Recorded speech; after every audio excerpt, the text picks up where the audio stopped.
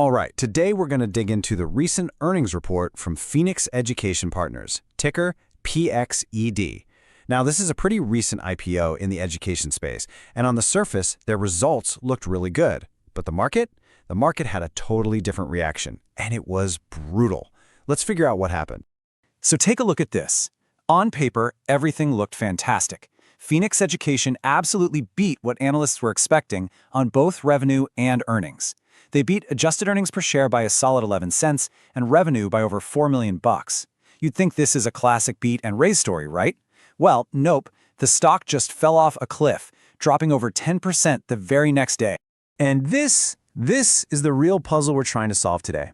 When you see headline numbers looking this strong, but the stock gets hammered that badly, you just know there's a bigger story hiding in the details. So the question is, what on earth spooked investors so much? Okay, so first things first, let's just quickly run through the numbers that got everyone excited in the first place. You know, these are the big metrics the company wanted everyone to focus on, and honestly, for good reason. The big one, of course, was adjusted earnings per share. It came in at $1.38. That's a really strong beat, almost 9% better than what Wall Street was expecting. You can't argue with that. It's a very solid print. And it wasn't just the earnings. Revenue also looked good, coming in at $262 million. That's almost 3% growth compared to last year. And, you know, in the adult education space, which is super competitive, seeing that kind of consistent top-line growth is exactly what you want. The good news didn't stop there either. When you look at the underlying health of the business, things looked pretty strong. Adjusted EBITDA, which is a really key measure of profitability, was up over 7%.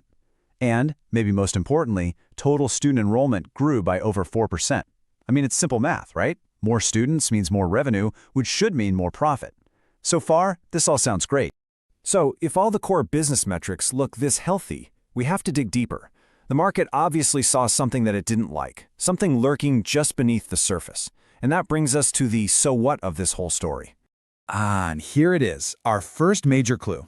See that beautiful $1.38 adjusted EPS number? Well, look what it's sitting right next to. A GAAP EPS of just 40 cents. That is a huge gap. So what's causing it?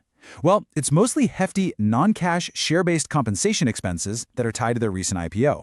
And when the real accounting profit is that much lower than the adjusted number, well, it tends to make investors really nervous about the actual quality of those earnings. And it wasn't just the accounting either. There were a few other ghosts in the machine. First, the company disclosed they had a cybersecurity incident that cost them $4.5 million just in this quarter. Then, you've got the ever-present cloud of regulatory risk that hangs over the entire for-profit education sector. And finally, because they're a recent IPO, the stock is still dealing with selling pressure from early investors and, of course, those huge compensation charges we just talked about.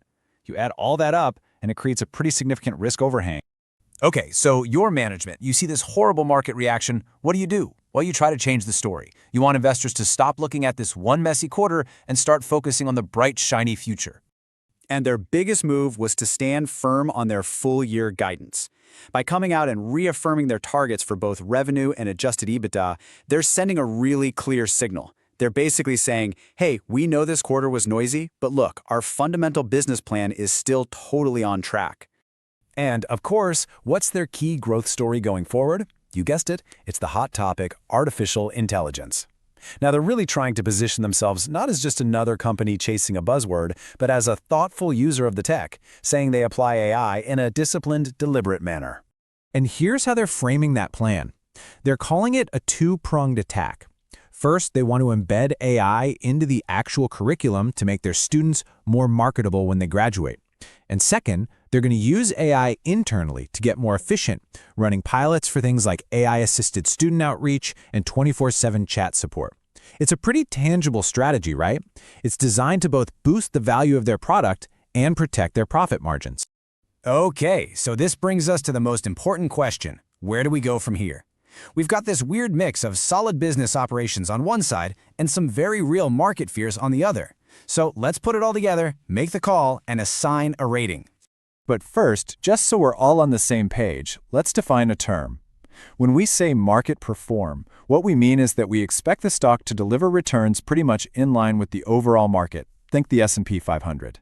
The potential upside and the downside risks, we see them as being pretty evenly balanced.